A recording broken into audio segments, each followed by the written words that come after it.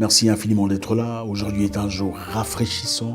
Nous allons encore parler de quelque chose de très intéressant. L'histoire est très importante. Vous savez, on ne peut pas savoir où on va si on ne sait pas d'où on vient.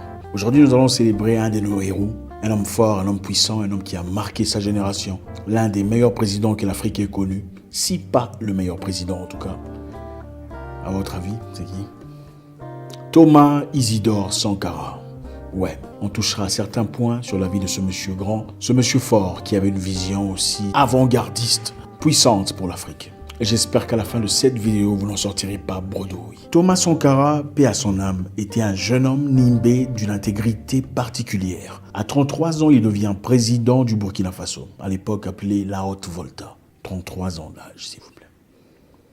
Pendant que beaucoup à 33 ans d'âge aujourd'hui sont sur Instagram, des photos, en train de faire des choses incroyables, des clashs, des choses complètement abrutissantes. Le monde a changé. Autant je le dis, le téléphone a apporté beaucoup de choses positives. Le téléphone a aussi malheureusement éteint beaucoup de cerveaux, il faut l'avouer. Nous avons de moins en moins le temps d'investir en nous-mêmes sur le plan cérébral. Contrairement à ce qui se passait à l'époque de cette jeunesse. Thomas Sankara, un homme fort, prend la tête du pays, le Burkina Faso à l'époque, à 33 ans d'âge, armé d'une intelligence particulière et des idées très claires, dirigera dans les années qui suivent son pays vers une direction plus nette. Arrivé fraîchement au pouvoir, Thomas Isidore Sankara réduit les salaires des ministres, des membres du gouvernement et son salaire personnel.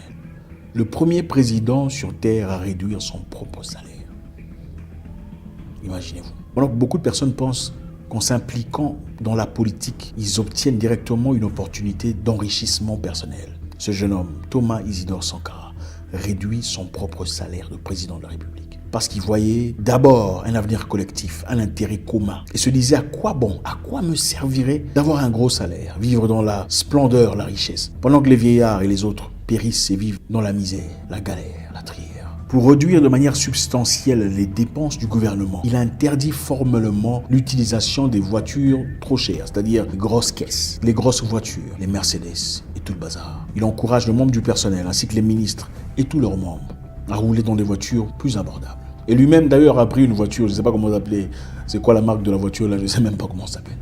Quel type de réflexion? Donc le monsieur prend le pouvoir. Au lieu de rouler dans une grosse carrosse, une grosse caisse finalement de toute sa vie, il dit non, ok, c'est bon, personne ne roulera dans une grosse caisse. On a simplement besoin de moyens de transport. Waouh, incroyable. Vous savez, il faut le dire, hein, il faut dire la vérité. Nous les Africains, généralement, on n'aime pas la vérité. Quand la vérité dérange, on se fâche. Hein. Les Africains aiment trop l'argent. Trop de cupidité, amour démesuré des biens matériels. Même à l'église, si on ne prêche pas l'abondance, l'avancement, le progrès, la richesse, les gens ne viennent pas. Les gens ne viennent pas. On veut des professions. Non, mais Dieu me montre que ta vie va changer. L'argent va venir. Ça va couler à flot. C'est ça qu'on aime entendre. On ne veut pas le partage. On ne veut pas voir l'autre avancer ou nous dépasser. Surtout pas ça. Du moment il est pauvre, c'est bien. Dès qu'il commence à montrer qu'il va bien, vous le haïssez. C'est la vérité, il faut que le dise. Pendant que beaucoup d'Africains seraient contents de voir leurs frères régner dans un pouvoir tyrannique, massacrer des gens, du moment qu'ils profitent financièrement de leur position. Ça ne leur poserait aucun problème. Thomas Sankara, par contre, met de côté toutes les possibilités de régner, de rouler carrosse dans une grosse voiture. Finalement, il ne le fait pas. Il dit le contraire. Il prêche le contraire et applique le contraire. Du moment que le pays pourrait avancer et aller de l'avant. Incroyable. À 34 ans d'âge, le jeune Thomas Sankara était le premier président africain à prêcher de manière emphatique le droit de la femme. Pour lui, il ne percevait pas la femme comme un être inférieur. C'était une personne forte qui jouait un rôle très important dans une société hétéroclite. Thomas Sankara était contre la victimisation de la femme. Il était contre les faux mariages, les mariages organisés pour le profit d'un certain groupe de personnes. Il a même dit, vous savez, très souvent en Afrique, quand une jeune fille tombe enceinte, une fille, une écolière ou une étudiante, elle est révoquée, n'est-ce pas? Mais pendant qu'on révoque la fille, pourquoi on ne pense pas à l'homme qui l'aurait engrossée?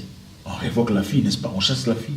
Elle est privée de ses études. Mais est-ce qu'elle a fait ça toute seule? Thomas Sankara était contre toutes ces choses. Nous voulons responsabiliser la femme voltaïque, d'abord en commençant par sa libération. La libérer de la domination féodale de l'homme voltaïque. Cela ne va pas sans grand mal. Parce que c'est toute une mentalité à reconsidérer. Et j'avoue que chacun de nous, y compris celui qui vous parle, est lui-même remis en cause chaque jour et doit s'interroger. Thomas Isidore Sankara, président du Burkina Faso, était contre la discrimination à l'égard de la femme. Il fut le premier président à engager de manière emphatique des femmes dans son gouvernement. Il voulait montrer que la femme était capable d'accomplir autant, si pas différemment de l'homme. Avec Thomas Sankara, la journée de la femme était intéressante. Ça ne se limitait pas seulement à dire bonne fête de la femme à son épouse, mais en ce jour-là, les hommes faisaient ce que les femmes devraient faire, c'est-à-dire les hommes partaient au marché. Les hommes partaient au marché acheter à manger pour la famille, c'est-à-dire les tomates, les oignons, de la viande et assumer les responsabilités de la femme. Et ce qui est très intéressant, comme le disent certaines femmes, les hommes ont appris à connaître les vrais prix de la nourriture au marché. Vous savez, il y a des hommes bizarres comme ça. Pour donner l'argent à manger, c'est toujours un problème. Mais quand vous le voyez dans les rues, vous croyez que c'est Jay-Z. Mais l'argent à la maison, c'est problématique. Thomas Sankara a encouragé la pratique des sports dans le pays, encourageant ainsi le peuple à être en bonne santé. Un corps sportif, évidemment, résiste plus facilement aux maladies. Et c'était une nouvelle génération, c'était une révolution culturelle pour ce jeune pays des hommes intègres. Contrairement aux dirigeants actuels que nous voyons avec des gros ventres, gros coups, en difficulté de respiration, comment voulez-vous être en bonne santé? Contrairement à beaucoup de dirigeants intellectuellement paresseux, Thomas Sankara a résisté au néocolonialisme, l'esclavage financier. Il voulait une Afrique libre, une Afrique indépendante. L'Afrique a généralement besoin d'argent pour construire ses routes, pour bâtir ses buildings, pour construire ses hôpitaux et ses écoles. De l'argent qui vient de la Banque mondiale ou le FMI. Thomas Sankara a résisté à cela. Il disait que l'Afrique était capable, le Burkina était capable de produire ses propres histoires, de générer assez d'argent, d'autosuffisance pour le peuple, sans nécessairement s'endetter auprès d'une institution étrangère. Notre pays produit suffisamment de quoi nous nourrir. Nous pouvons dépasser même notre production. Malheureusement, par manque d'organisation, nous sommes encore obligés de tendre la main pour demander des aides alimentaires.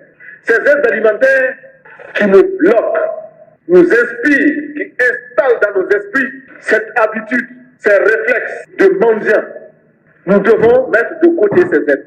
Au lieu de faire appel aux Chinois ou aux Français, ils ont commencé la construction de leur route tout seuls au Burkina Faso, reliant ainsi des différentes villes du pays et à mobiliser le peuple dans la construction de leur chemin de fer. Le peuple galvanisé a mis la main à la pâte, construisant ainsi ce qu'il leur fallait comme infrastructure, indépendamment des forces étrangères. Donc, au lieu de demander de l'aide aux étrangers, il a appelé les Burkinabés au travail collectif. C'est votre pays. Vous attendez à ce que moi j'arrange ça? Non, c'est votre pays aussi. Venez, on va se mettre ensemble et on va construire ce qu'il faut. Au lieu d'aller ailleurs et demander de l'aide et nous endetter jusqu'au cou, endetter vos enfants et leur avenir. Le peuple a compris l'appel du leader. Voilà qui était Thomas Sankara. Il a appelé le peuple à l'indépendance mentale et émotionnelle, l'indépendance financière. Produisez vos produits, faites votre travail. Vous êtes bon fermier, travaillez. Peu importe votre lieu d'opération, travaillez dur, produisez. Le peuple consommera. Il a poussé son peuple à l'autodétermination, à l'indépendance mentale. Le fait de comprendre qu'on peut y arriver tout seul. On n'a pas besoin d'être extérieur pour pouvoir soigner sa maison, pour avoir un avenir, pour créer de la richesse. Il a libéré son peuple de l'esprit d'esclave. On a besoin d'aide, on a besoin d'argent. Ça ne faisait pas partie de l'arsenal intellectuel de Thomas Sankara. En 4 ans de règne, le Burkina Faso est devenu indépendant sur le plan alimentaire. Les Burkinabés étaient capables de produire leur propre nourriture, sans aide extérieure. Sans gros sac où il est écrit OMS, ou indépendant. Et beaucoup de gens n'ont pas aimé ça. Thomas Sankara savait aussi que les Noirs aiment beaucoup l'argent. Les Noirs aiment beaucoup l'argent, il faut le dire. Il faut arrêter vos bêtises là, tout ça. Les Noirs aiment beaucoup l'argent, ça c'est vrai. On a donc arrêté tous les officiels corrompus et ont été présentés en justice, donc beaucoup sans avocat. Parce que vous savez, l'avocat facilite un peu la tâche. Ah, mon client, non. Il faut t'expliquer toi-même. L'argent là, tu as fait quoi avec? Toi, on t'a donné 10 000. Comment est-ce que le travail qu'on voit ici, c'est seulement 1000? Il faut expliquer. C'est ce qu'il a fait. C'était un moment très inconfortable pour beaucoup de personnes corrompues. Totalement mérité cette instance. L'objectif était l'intégrité. En faisant ainsi, il a attisé le patriotisme, l'amour de la patrie, l'amour du communautarisme. Pendant les réunions d'Union africaine, donc des pays d'Afrique, où les présidents vont se réunir pour discuter, il a encouragé ses congénères à l'autosuffisance. Qui ici ne souhaite pas que la dette soit purement simplement effacée? Celui qui ne le souhaite pas, il peut sortir, prendre son avion et aller tout de suite à la Banque mondiale, payer. Tous nous souhaitons. Notre conférence adopte la nécessité de dire clairement que nous ne pouvons pas payer la dette. Non pas dans un esprit belliqueux, belliciste. Ceci pour éviter que nous n'allions individuellement nous faire assassiner. Si le Burkina Faso tout seul refuse de payer la dette, je ne serai pas là à la prochaine conférence. Par contre, avec le soutien de tous, quand j'ai besoin. L'indépendance. Il a parlé aux autres présidents en disant, écoutez, l'Afrique a tout ce qu'il faut pour progresser. On n'a pas besoin d'aide. On n'a pas besoin que quelqu'un vienne nous dire comment on doit vivre notre vie, pour ensuite nous mettre la pression sur comment on doit repayer. Mais beaucoup l'ont perçu comme un jeune homme beaucoup trop ambitieux, qui ne comprenait pas les enjeux de la vie. Contrairement à ce qu'on voit aujourd'hui dans beaucoup de pays africains, Thomas Sankara n'avait pas de convoi de 10 mètres, de 12 mètres de militaires qui l'entouraient. Vous savez, aujourd'hui, même si vous voyez dans les pays africains, vous verrez des voitures en train de passer avec des sirènes. Wouh, wouh, wouh. Vous demandez, mais c'est qui? C'est le président de la République ou quoi? Simplement pour découvrir que c'est un bourgmestre. Avec 7 voitures, 17 policiers, bien armés. Incroyable. Il faut des fonds pour payer pour ces choses. Il faut de l'argent. Thomas Sankara n'en avait pas besoin. C'était un homme du peuple qui était en conversation, en communion. Il n'avait pas de complexe d'infériorité qui devrait être pallié par le besoin essentiel de se sentir grand, inapprochable. C'était un homme qu'on pouvait approcher, avec qui on pouvait parler, discuter. Un homme de bonne moralité. Malheureusement, la France n'a pas aimé ça.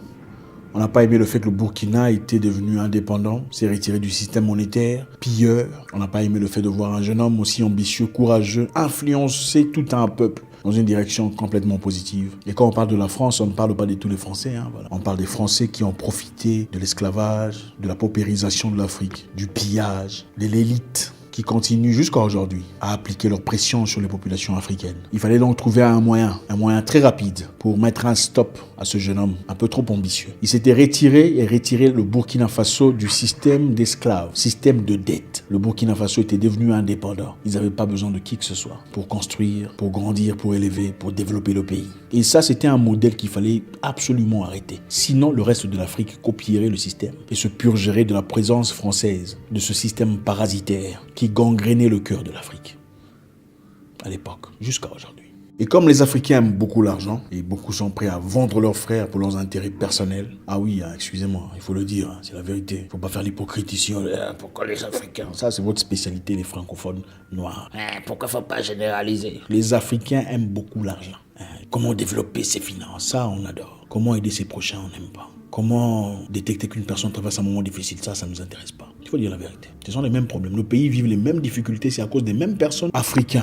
On ne fait pas la politique pour devenir riche. On ne fait pas la politique pour avoir 5 villas, 7 voitures, 15 entreprises.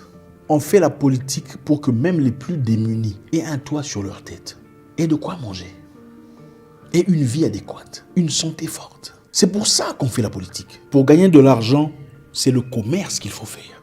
Et votre fonds de commerce, ce n'est pas en politique qu'il faut le chercher. Il faut être intègre. Respectez Dieu même dans vos actes, pas seulement dans les paroles et les versets. Voilà une petite histoire de Thomas Sankara, un homme fort, un homme intègre, des pays intègres. Un homme qui a considéré son peuple plus que ses sentiments personnels. Un homme qui a considéré l'intérêt collectif plus que ses pulsions personnelles. En Afrique, malheureusement, on vend nos héros, on néglige nos héros, on critique, on vilipende, on crucifie nos héros, ceux qui proposent des choses positives. Mais on célèbre curieusement des personnes dont il nous faut nous débarrasser. Parce qu'on a quelques intérêts, quelques profits, quelques avantages. Du moment que toi, tu vas bien, même si cette personne fait des choses incroyables, ça ne te dérange pas. Mon nom est Zach Mouikassa, le guerrier noir, votre frère.